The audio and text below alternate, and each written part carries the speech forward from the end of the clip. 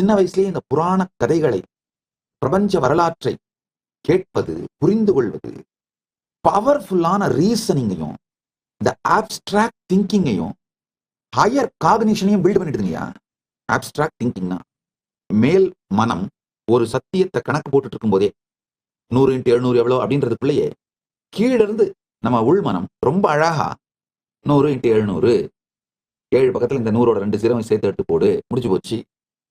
இது நான் ஒரு சின்ன கணக்கில் சொல்றேன். இந்த வாய்ப்பாடு படிச்சவங்க, இந்த மனக்கணக்கு படிச்சவங்க, இதெல்லாம் அவங்களால இதை பண்ண முடியும், அது வேற. இது ஒரு ரொம்ப மேம்போக்கான உதாரணம். இதை விட ஆப்ஸ்ட்ராக்ட் திங்கிங் பல ஆழமான உதாரணங்களை சொல்ல முடியும். ஹையர் காக்னிஷன், இந்த 3வது கண் விழிப்புணர்வு, அதனால வர சக்திகள், அதெல்லாம் ஒரு பக்கம்.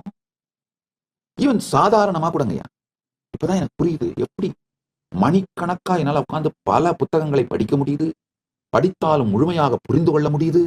எல்லாமே இன்ஹெரிட்டடுங்கய்யா, பாரம்பரியமாக நன்கொடையாக அளிக்கப்பட்டது. உயிரியல் நன்கொடை. ட்ரியூன் பிரெயின் மாடல் சிம்பிளிஃபைடா இருந்தாலும் the layered evolution of emotional circuits is well established scientifically. The emotional circuits ஓட layered evolution well established இருக்கு இந்த ட்ரையூன் பிரெயின் மாடல்ல.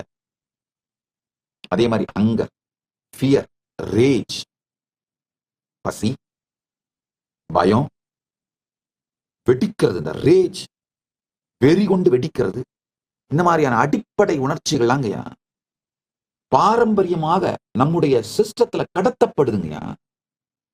நாம இத கத்துக்கிறது இல்ல, உயிரியல் வழியா மரபாக பெறுகின்றோம்.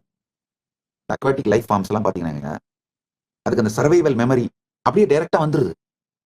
இன்ஸ்டிங்டிவ் ரியாக்ஷன்ஸ் நம்முடைய கான்சியஸ் மைண்டை விட அப்பாற்பட்டு சேகரித்து வைக்கப்படுகிறது.